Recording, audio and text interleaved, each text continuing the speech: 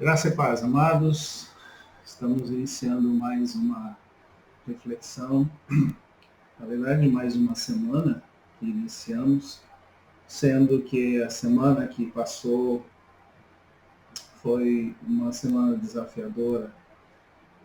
Muitas famílias têm enfrentado essa situação que enfrentamos nessa semana, da perda de alguém querido, de alguém próximo, e a quase impossibilidade de fazer um funeral, um sepultamento adequado, de estar presente, de poder abraçar os familiares nessa situação.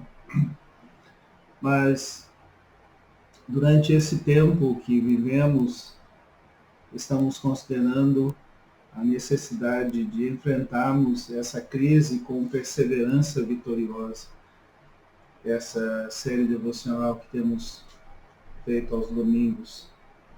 E hoje a nossa leitura estará baseada em Hebreus capítulo 12, versículos 7 a 13. E na primeira carta de Pedro, capítulo 4, versículo 19, que é o último versículo do texto que serve de base para essa reflexão. Sendo que o tema dessa reflexão hoje é a paciência do cristão em relação ao sofrimento. Na reflexão anterior, nós consideramos alguns aspectos do entendimento do cristão em relação ao sofrimento. Entre eles, nós vimos que precisamos aprender a avaliar o sofrimento que enfrentamos. Isso a partir do versículo 15. Porque sabemos que nem todo sofrimento é da vontade de Deus e nem todo sofrimento glorifica Deus. Além disso, nós vimos também que precisamos entender que o juízo começa primeiro dentro da igreja, no versículos 17 e 18. Isso porque Deus quer nos transformar na imagem e semelhança do Filho, o Cristo exaltado e glorificado. E justamente por nos amar e nos tornar seus filhos, Ele nos disciplina e nos corrige para o nosso aperfeiçoamento. Sendo que a igreja é um instrumento de Deus para proclamar a mensagem do arrependimento ao mundo e deve ser aprovada em sua conduta e caráter. Nós não seremos bem-sucedidos nessa missão se não estivermos andando com Deus, sendo participantes da sua santidade. Então, lendo em Hebreus capítulo 7, versículos 7 a 13, nós entendemos a esse respeito. Suportem as dificuldades recebendo-as como disciplina. Deus os trata como filhos. Ora, qual o filho que não é disciplinado por seu pai? Se vocês não são disciplinados, e a disciplina é para todos os filhos, então vocês não são filhos legítimos, mas sim ilegítimos. Além disso, tínhamos pais humanos que nos disciplinavam e nós os respeitávamos. Quanto mais devemos submeter-nos ao Pai dos Espíritos para assim vivermos. Nossos pais nos disciplinavam por curto período, segundo lhes parecia melhor. Mas Deus nos disciplina para o nosso bem, para que participemos da sua santidade. Nenhuma disciplina parece ser motivo de alegria no momento, mas sim de tristeza. Mais tarde, porém, produz fruto de justiça e paz para aqueles que por ela foram exercitados. Portanto, fortaleçam as mãos enfraquecidas e os joelhos vacilantes. Façam caminhos retos para os seus pés, para que o manco não se desvie, antes seja curado. Aqueles que hoje vivem sem disciplina, segundo lemos na palavra de Deus, certamente perecerão eternamente. Por isso, é fundamental entendermos a função purificadora do sofrimento na vida do cristão. Além disso, em nossos sofrimentos, nós vimos também que a graça do Senhor nos concede condições de vivermos com perseverança vitoriosa. Neste último devocional da série, onde vamos refletir sobre a paciência do cristão em relação ao sofrimento, vemos que essa postura, precisa ser vista a partir da sua importância especial, principalmente porque ela só pode ser sustentada com base em tudo que consideramos anteriormente. Como cristãos, devemos saber que não seremos poupados do sofrimento e que o sofrimento não ocorrerá em nossa vida sem propósito. Nisso, poderemos ser, sim, de alguma forma feridos e seremos entristecidos e poderemos até ter a nossa vida ameaçada. Porém, esse é o caminho inevitável para nos tornarmos mais parecidos com Cristo. Então, precisamos estar firmes e acolher com paciência esse sofrimento que nos ocorre. Porque não existe um atalho para sermos moldados à semelhança de Jesus Cristo. Ter isso em mente possibilita passar pelo sofrimento de um modo mais fácil e suportável. Como disse Martinho Lutero, você pode se comportar dizendo: bem, se eu quero ser um cristão, devo vestir a camisa.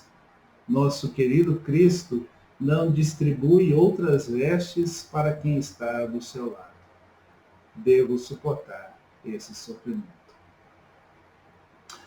Olhando para o versículo 19, então, o último versículo do texto que dá base a essa reflexão que iniciamos, Pedro nos ensina que para enfrentarmos o sofrimento com paciência, primeiramente devemos entregar-nos aos cuidados de Deus.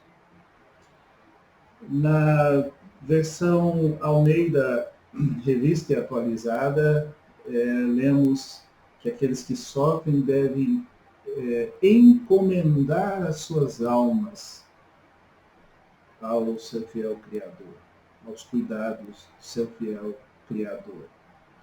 Essa palavra, esse verbo encomendar, que é utilizado na versão atualizada, é um termo que significa depositar em confiança.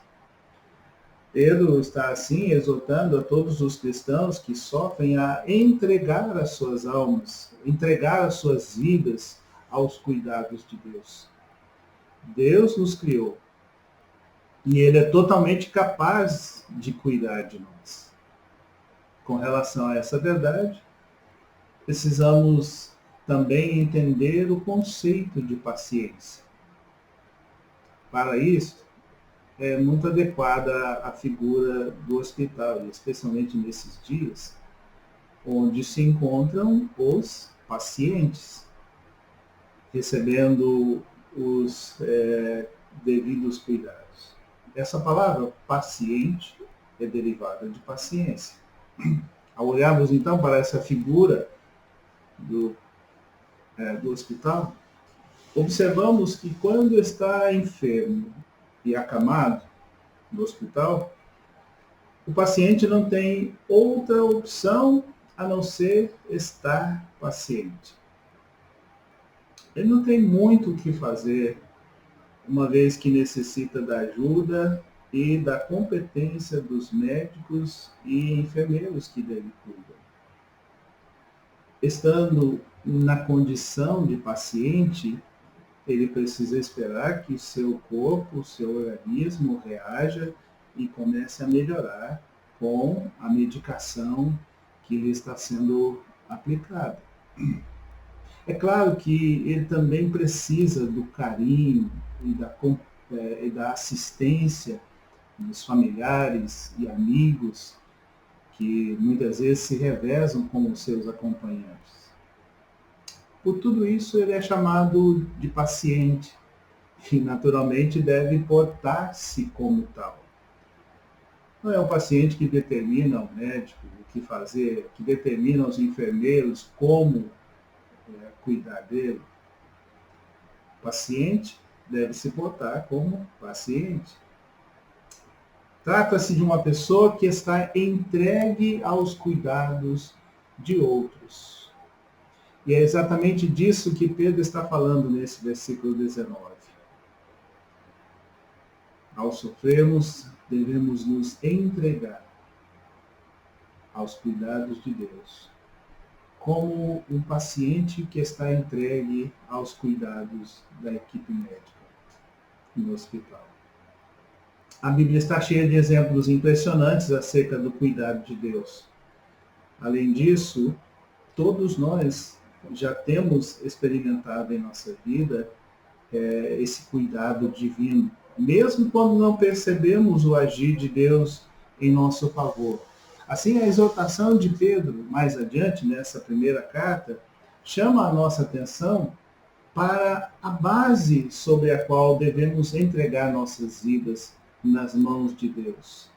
E essa base, que está relacionada ao próprio caráter de Deus e à sua natureza, se torna ainda mais destacável quando nós passamos por crises e sofrimentos que podem nos causar ansiedade. Veja em 1ª carta de Pedro, capítulo 5, versículos 6 e 7. Portanto, humilhem-se debaixo da poderosa mão de Deus, para que ele os exalte no tempo devido. Lancem sobre ele toda a sua ansiedade, porque ele tem cuidado de vocês.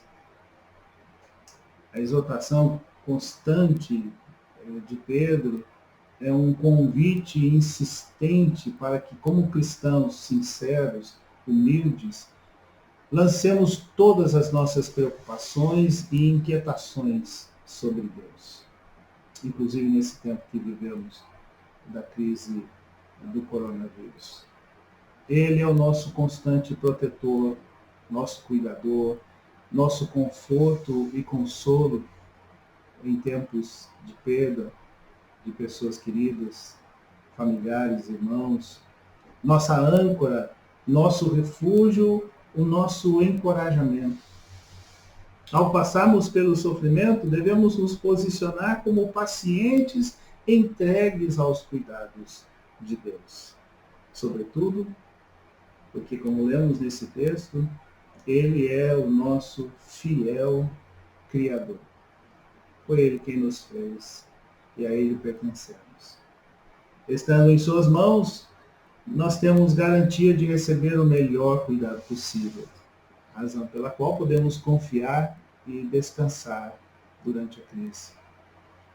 Se isso não fosse bastante, Isaías 64, versículo 4, afirma o seguinte: desde os tempos antigos ninguém ouviu, nenhum ouvido percebeu, e olho nenhum viu outro Deus, além de ti, que trabalha para aqueles que nele esperam. Esse é o nosso Deus. Saber que estamos entregues nas mãos do cuidador por excelência nos possibilita cultivar a paciência, essa paciência de que estamos falando. Saber que ele trabalha para o nosso bem de forma zelosa e criativa deve nos levar a cooperar e seguir suas orientações pacientemente. Estamos falando de uma paciência especial, que possibilita passar por situações de grande adversidade e sofrimento com perseverança vitoriosa, sem se queixar ou praguejar contra Deus e pessoas. E é isso que aprendemos com Jó. Sua notável paciência só foi possível porque ele tinha esperança de que, no final de tudo, o desfecho da sua situação seria maravilhoso. Por isso ouvimos falar tanto em paciência de Jó como um exemplo a ser seguido. Veja em Tiago, capítulo 5, versículos 10 e 11. Irmãos, tenham os profetas que falaram em nome do Senhor como exemplo de paciência diante do sofrimento. Como vocês sabem, nós consideramos felizes aqueles que mostraram perseverança. Vocês ouviram falar sobre a paciência de Jó e viram o fim que o Senhor lhe proporcionou. O Senhor é cheio de compaixão e misericórdia. Esse é o Deus que nós servimos. Esse é o Deus que nos tornou seus filhos. Creia que o Criador do Universo sabe tudo a seu respeito e confie em suas promessas. Ele conhece a sua situação e as suas necessidades. Ele conhece o seu coração, seus pensamentos, seus anseios mais profundos. Mesmo quando tudo parece incerto e escuro, saiba que você nunca está sozinho, como temos ouvido nas mensagens do pastor Fábio. Isso porque ele prometeu nunca nos abandonar. Se você ler em Mateus 28, 20, onde Jesus assegurou estar conosco todos os dias até a consumação dos séculos, verá isso. Se você ler em Hebreus capítulo 13, versículo 5, a base da aliança, da promessa do Senhor, onde ele afirma: nunca te deixarei, jamais te abandonarei, você vai se reconfortar com essas palavras. Por isso não precisamos fraquejar debaixo do peso das tristezas e dos sofrimentos que nos ocorrem. Porque o Senhor prometeu ser a nossa força, ser o nosso escudo, ser o nosso cântico. Por isso não devemos temer os inúmeros desafios da vida, mesmo o atual que enfrentamos, porque o Senhor prometeu nos amparar e nos sustentar fielmente. Veja isso no Salmo 28, versículos 6 a 8. Bendito seja o Senhor, pois ouviu as minhas súplicas. O Senhor é a minha força e o meu escudo. Nele o meu coração confia e dele recebo ajuda. Meu coração exulta de alegria e com o meu cântico lhe darei graças. O Senhor é a força do seu povo, a fortaleza do seu ungido. Por isso, a primeira coisa que precisamos fazer para enfrentar o sofrimento com paciência é entregar-nos nas mãos de Deus, entregar-nos aos cuidados de Deus. Ainda olhando para o versículo 19, Pedro nos ensina que para enfrentarmos o sofrimento com paciência, este entregar-nos aos cuidados de Deus, de modo algum significa uma espera passiva, porque, em segundo lugar, devemos continuar praticando o bem. Final do versículo 19. Devemos continuar praticando o bem. Isso porque o sofrimento não pode, não deve nos endurecer, nem nos deixar apáticos. Ao contrário disso, nossa entrega a Deus leva-nos à ação. Devemos notar também que, em boa medida, para não dizer na maior parte, esta ação é direcionada aos outros, porque não agimos apenas em nosso próprio benefício. Romanos 12, 12 exorta-nos da seguinte forma: alegrem-se na esperança, sejam pacientes na tribulação, perseverem na oração.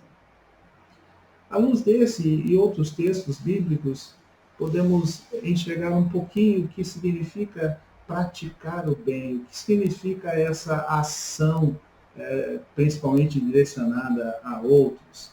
Porque devemos semear, nesse tempo de crise, em tempos de sofrimento, ainda que com lágrimas. Devemos semear, porque é um vasto campo para trabalharmos, lançando a boa semente do reino de Deus. E porque a colheita alegre nos é assegurada pelo Senhor, que afirmou que aqueles que semeiam com lágrimas colherão e trarão os seus feixes com júbilo.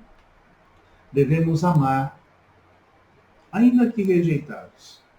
Isso porque somos canais para o amor de Deus alcançar os perdidos e carentes desse amor. Devemos abençoar, ainda que amaldiçoados. porque somos instrumentos para a propagação da bênção do Senhor, bênção que deve alcançar todas as famílias da terra.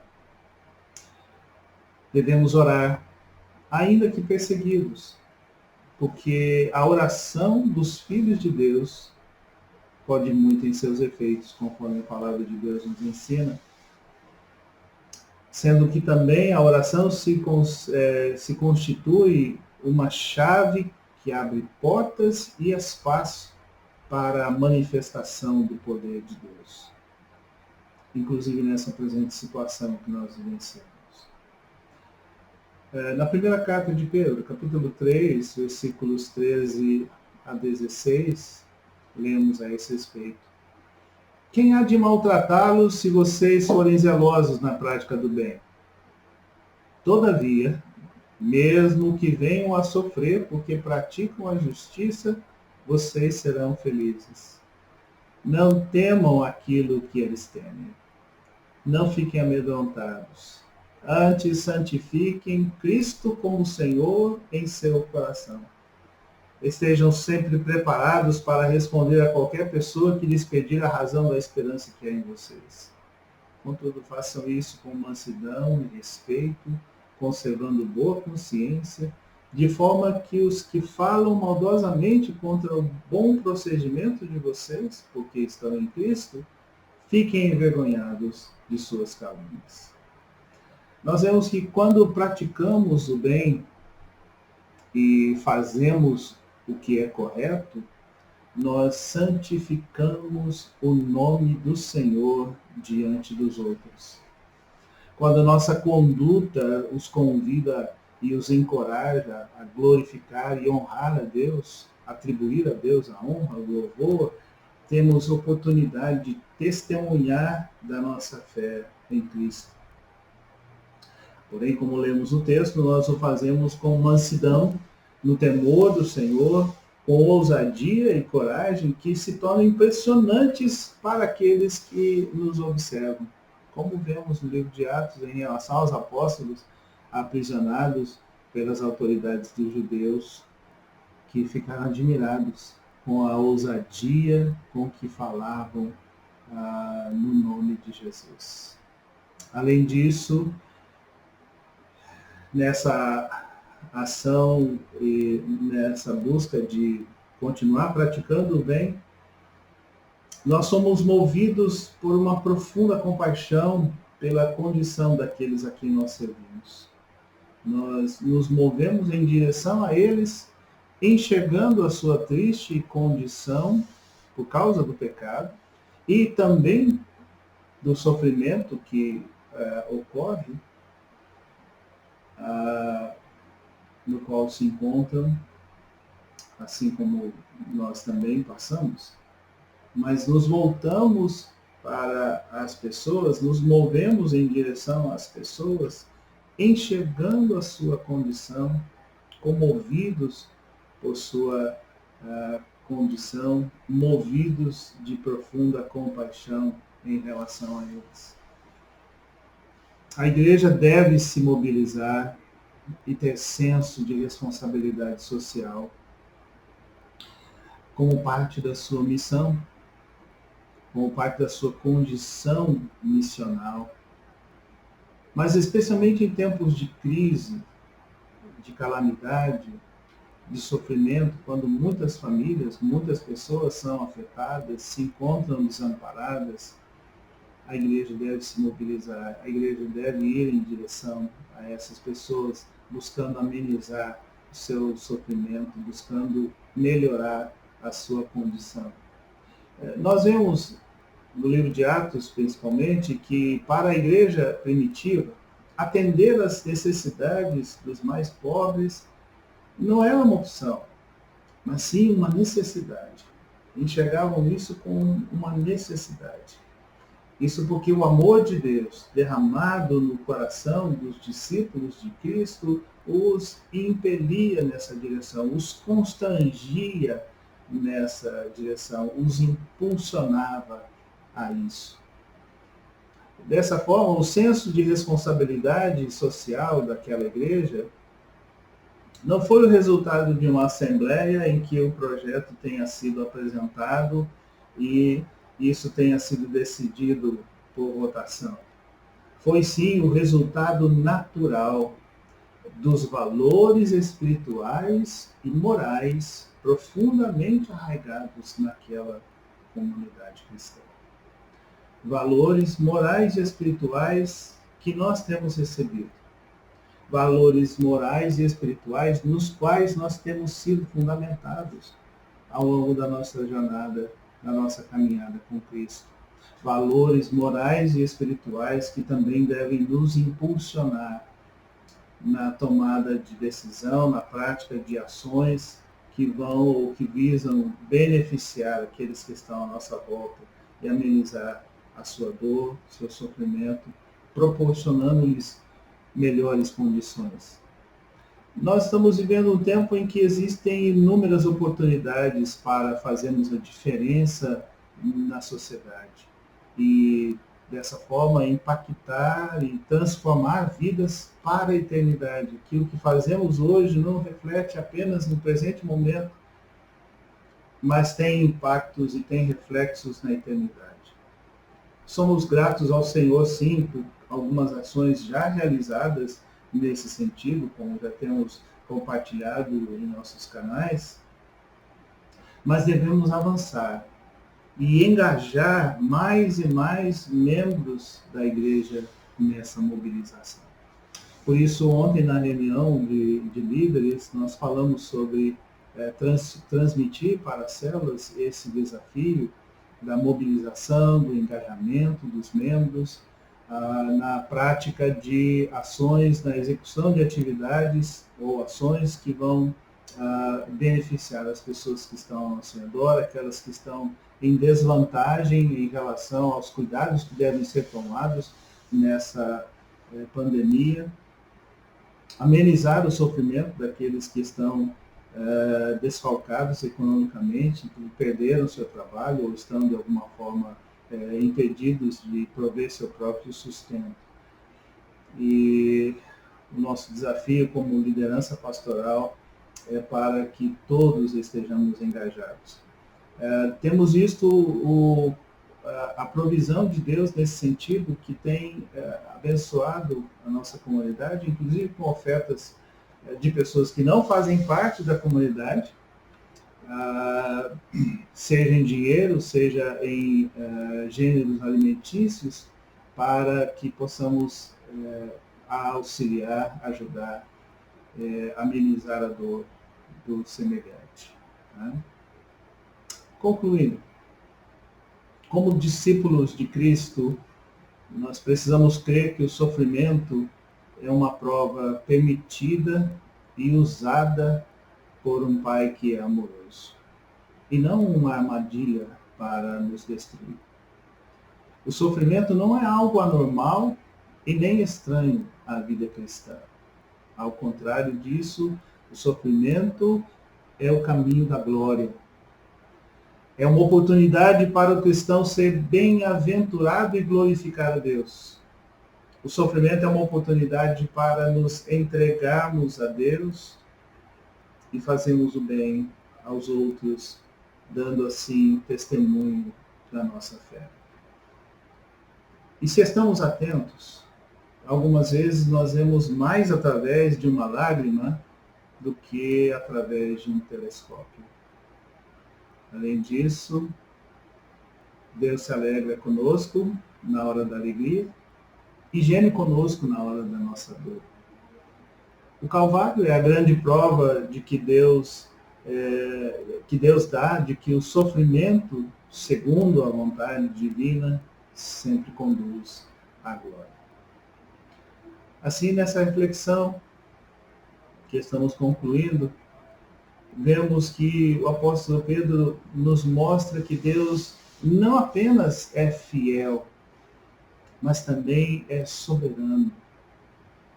E é por isso que ele é digno de toda confiança. Então, confie em Deus nessa crise. Confie em Deus ao passar pelo sofrimento.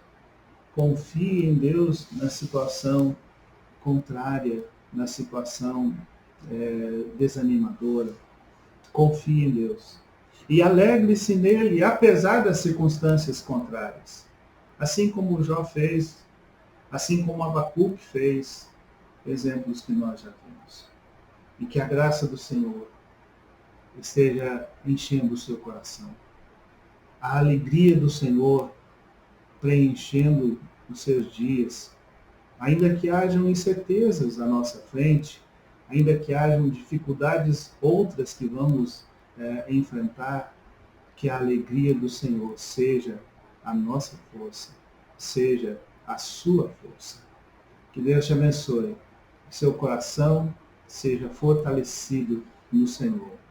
Que a graça e a paz do Senhor estejam preenchendo e transformando o seu lar. Até a próxima. Um beijo.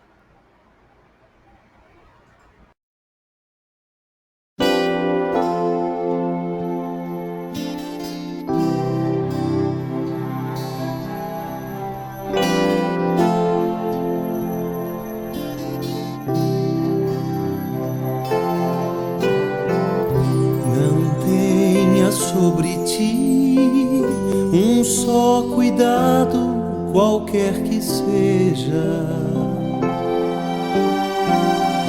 pois somente seria muito para ti.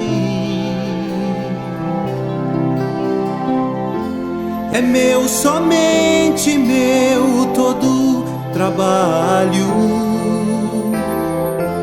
E o teu trabalho é descansar em mim. É meu, somente meu, todo trabalho. E o teu trabalho é descansar em mim.